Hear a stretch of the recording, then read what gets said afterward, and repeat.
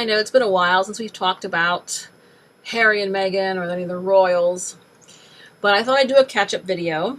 I said, well, first of all, I mean, obviously, Harry and Meghan's relevance, technically, is not much. A couple of ex-royals that were down the line a little bit is not really news anymore.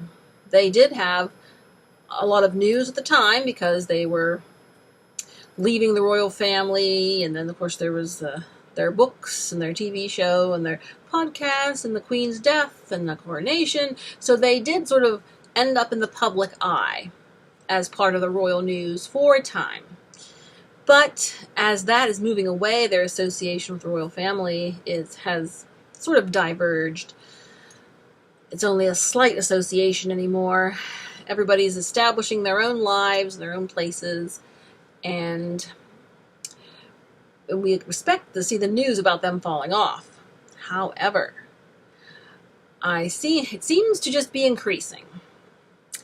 And so this channel and my company is absolutely not going to be devoted to covering the Harry and Meghan exploits.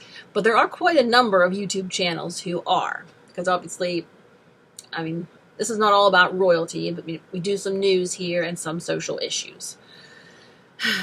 But I mean, good for the people who devote their channels to this and calling out any hypocrisy or discrepancies and things like that.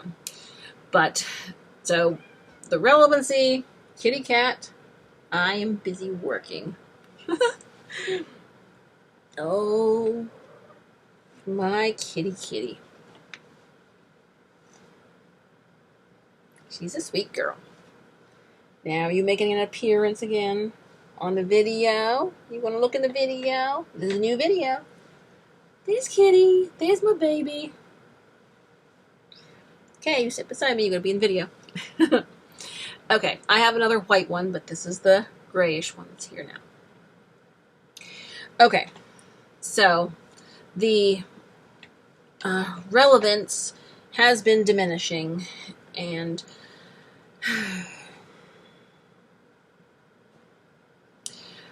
okay. So I say good for those who are going to make their channels all about following this. Now, at this point, technically, Harry and Meghan are no longer involved in the government of the UK. So that makes they're minor ex-royals. However, for some reason, they seem to think they are the king and queen of the world. I guess whatever country is not a Commonwealth country, they pretty much just consider themselves king and queen. I mean, especially America. And and you think, okay, why are they being supported by the media and by different Democrat groups? And I think what's a little sinister about them is that these political organizations, they can see the ruthlessness of which the boldness and the ruthlessness of how they deal with people. And they're probably a little afraid of them, but they are also thinking, we could probably use this kind of attitude, this kind of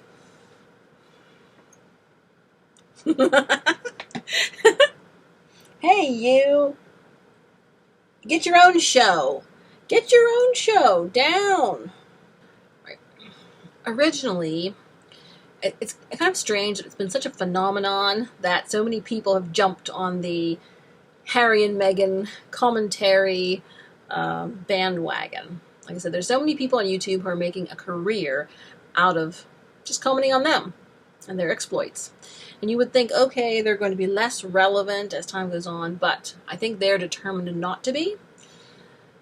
And I said the Democrats and political organizations, they see the ruthlessness of Harry and Meghan, and they think they're someone that can be used.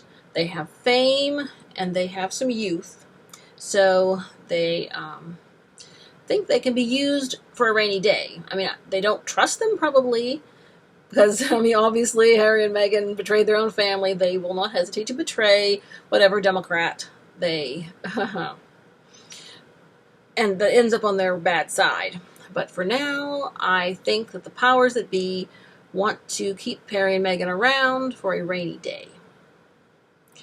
I started following the story because I thought, the royals are cool, and I'm like, can it really be true? I mean, people were starting to post negative things about her in the fall of 2019. I'm like, so I was intrigued. I'm like, okay, is there something wrong? Is it just idle gossip, etc., etc., etc.? And then just when 2020 hit and the Megxit, everything just exploded. And then I said, there's dozens of ways they could have left the royal family on good terms. There are piles of ways they could have.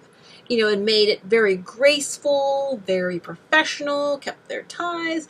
I mean, there are so many ways it could have been done better. But apparently, they were out for revenge and trying to get back at people. And like I said, it wasn't just like a mistake, because they've kept on continuing with their negativity and attacks no matter what.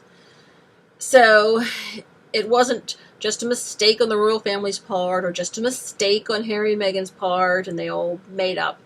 This is like some really deep-rooted vendetta that continues. And ultimately, it's going to continue for the rest of their lives. And we've seen how they've behaved, and it's only going to get worse. Imagine how bad it's going to be when William and Kate are finally on the throne, and the ex-royals over in Montecito.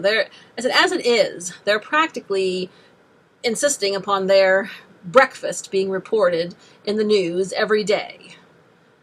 And it's just that much. I mean, I don't think any of the royals have ever behaved that way. It's just ridiculous. The amount of attention seeking, the desperation for attention is just, it's mind-blowing. I mean, probably Lady C is the best authority in these royal matters. She said we've never seen anything like this before. I don't even think maybe some of the dictators of past centuries or millenniums, but nothing to approach this in recent years. So, but I would, drop the subject completely if it wasn't for a little bit of the anxiety, political anxiety here. Like I said, I took up doing some videos on this because I wanted to defend the Queen. Because the Queen is like everybody's grandmother. I mean, Americans probably think of the Queen as their grandmother too. So it's like you have a cousin that is like doing dirt to your grandma. And so you're like shocked, and you want to try to do what you can to tell people that's not so. This cousin is just a nasty, hypocritical, mean girl, and she's causing trouble for poor Granny. Granny is really a sweet woman. So that's sort of how it is. So we just started off on this, this Harry and Meghan expose, because we wanted to defend the Queen and let the Queen know that the public was on her side and we weren't listening to their mudslinging. Well, now the Queen is gone. So now we have King Charles and Queen Camilla. Well, the parents of the child, we won't feel quite as sorry for him, because he should be able to get along with his son a little bit, but because he's not as feeble as the Queen was. But I think Charles has been received warmly, and Camilla as well, and that is very good, because they've had tough times. I'm glad to see that they have been received warmly and around the world and everything, despite the constant attacks that Harry and Meghan wage upon them. But it just shows that people like royalty. It's just kind of weird. It must be in people's DNA to be fascinated by royals. And it's interesting, very interesting. But, so we do feel sad for Charles and Camilla. We feel sad for him that he has a wayward child that has done so much injury to the family, and the family business is just, it's sad. We do feel sorry for him. But we're not quite as protective of him as we were of the Queen. So, but my goodness, whenever the day comes that William becomes king, we're probably going to start seeing piles of childish hissy fits. they're going to declare themselves king and queen of America. Because, I mean, we're not going to pay any attention to them, but they're going to act like we should pay attention to them. So I think that's what's sinister about this. Because you have two ruthless people who are determined to one-up their in-laws, their brother and in-laws, no matter what they have to do it. And the only way they can one-up their brother and brother-in-law is to become king and queen of America. Or, yeah, basically, that's it. And they'll stop at nothing. And some of the politicians can see this. And they think they can be useful to them, but they are going to have to watch out because these two will turn on them, very possibly. So I think there may be still some political drama to be had. But once again, their vast unpopularity, coupled with the fact that you can't really run in U.S. politics with titles, I don't see them giving up those golden egg titles anytime soon. And the public is certainly not going to vote for somebody who's practically a foreigner. I mean, if you're married to the son of the king of another country, the public is going to see you as a princess or someone from another country. So I think it's not going to go over well with the public. And plus, they're already so deeply unpopular that I think anyone would advise them not to run for office. I mean, I hear rumors that she's trying to get an appointment, but on what basis? What basis would you appoint Meghan Markle to Congress or the Senate? I'm sure she's going, I hear Michelle Obama's going to run for president. I'm sure Meghan's going to try to be vice president, but of course we hear that they haven't always got along either. So yes, I mean, she has no experience. Her thing is she that married a rich man who was born into privilege and a political privileged nation. That's it. You don't get into office in America for that. So there's more drama to be had, and I said that they're going to keep on putting themselves in the news every day. Every time they burp, they're going to be in the news, no matter what. So it seems crazy that anyone allows them, the news media allows them a platform for their personal vendetta against their in-laws to just, I don't know, sell things, make things up, say, look at me, I went through a drive-through, I'm getting a milkshake. And it's not like it's an occasional thing. Like in the past, seeing royal things was sort of occasional in the public eye, or maybe if it's a specialty magazine, you'll see more. But with this Harry and Meghan, they're going to do something like this every day. They'll be like, oh, look, I got out of bed today. Woohoo! I put on my socks. My socks that were made by the very chic fashion house in Paris that are only $100 a piece per foot. But they said, this is what we're going to be facing for the rest of our lives. I mean, if you are the same age as them, which I am, you're going to be hearing this for the next 40 years. You're going to hear their every move every day for the next 40 years. It's going to be very interesting when they become 60 years old and they're still putting themselves in the news. Will the news media get tired of them first and stop allowing them to report? Will they get their own YouTube channel and just put every little movement on there? How are they going to behave when William and Kate are king and queen and they are just minor ex-has-been celebrities? It's all very interesting. I mean, it's like a reality comedy. It's a reality comedy. You can't make this stuff up.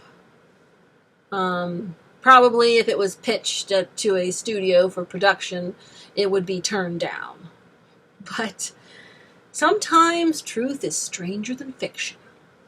And that is definitely Harry and Meghan. Stranger than fiction. So, like I said, we continue to report because we are agog that two people could behave this way. And agog that some that a media and political parties could support people who behave in such a manner. As I said, I believe they want to use their ruthlessness for a rainy day and their fame. They think they might be useful sometime down the road.